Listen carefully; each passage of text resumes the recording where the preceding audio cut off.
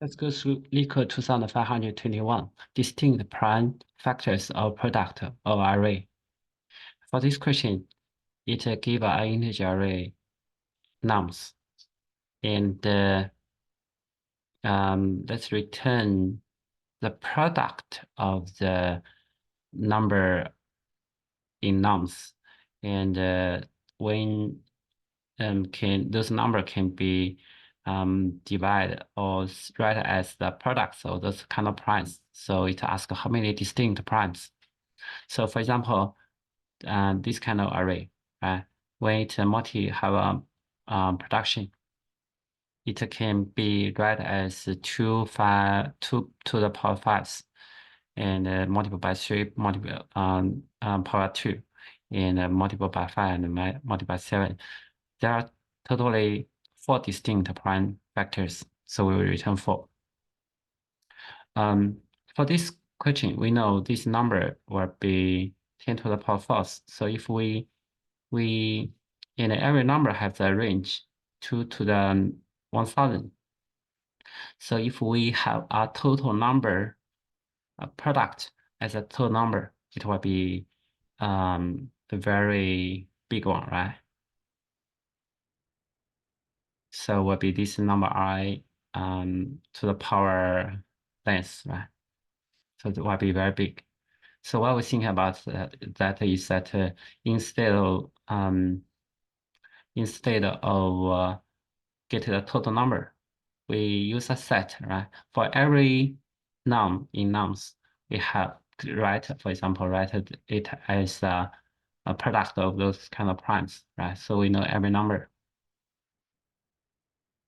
It can be written as prime 1, possibly n, prime 2, m, and a prime something, right?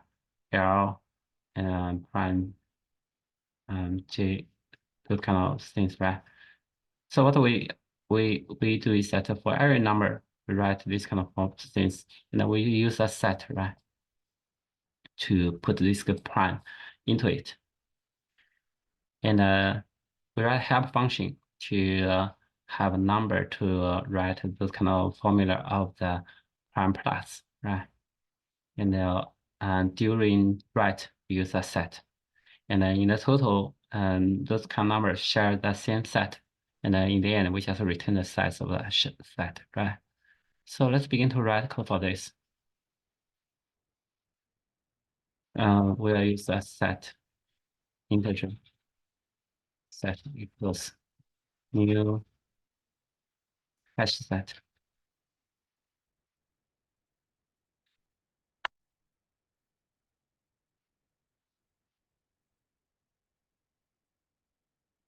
What we do is that for int num in nums, right? We write help function called get get result num and set, right? In the end, we just return set about size. That help function get a result, and we pass in the number, right? And we pass in the set. This is a prime set. So what we do is that for int I equals to I smaller equal to number, right? I plus plus. So what we do is that we try to iterate. And if this number is divisible by I, right, we keep divide this number by I. So I say while this number greater than 0, and the number mod I equals to 0, right? So we keep dividing. So I say I number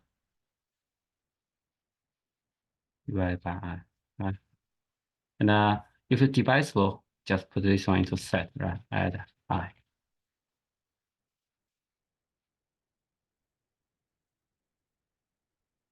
Okay. So this is the Java code. And we can also convert this one to Python, right?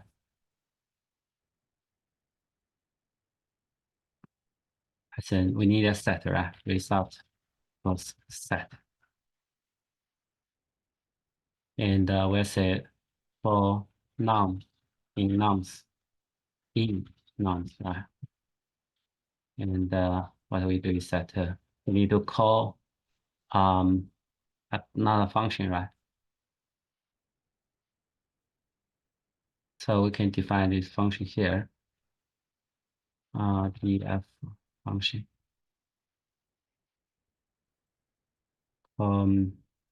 If you do not want to nested this kind of, sometimes we want to write those kind of help functions outside, right?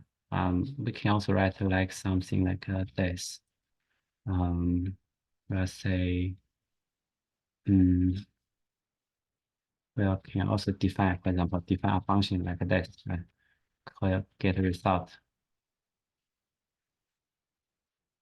And we need to have a self, right? Self, and we have num and int result. This is the set, right? So this, if we don't want to nested this one as an insider function in Python, we can write this, right? So I'll say self, right? Self dot get result and num set, and in the end we return um result dot length, right? Length result. Now let's write this, right? Write this help function. This does not need to return any, should be void, right? So what we do is that for int I, for I in range 2 to num plus 1, right?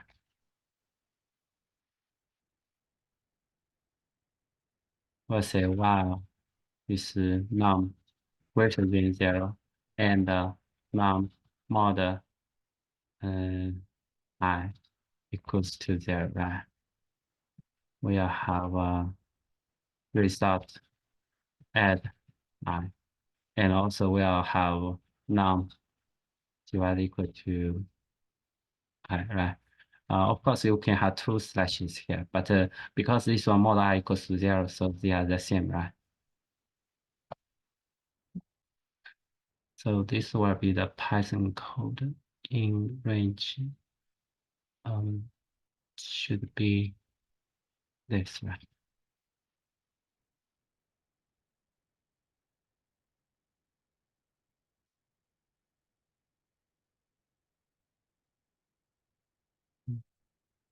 Result,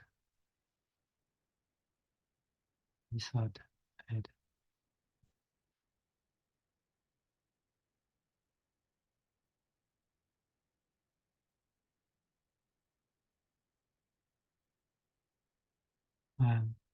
Add for set,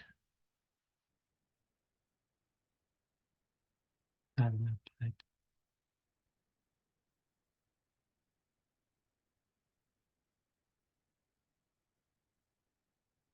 of the result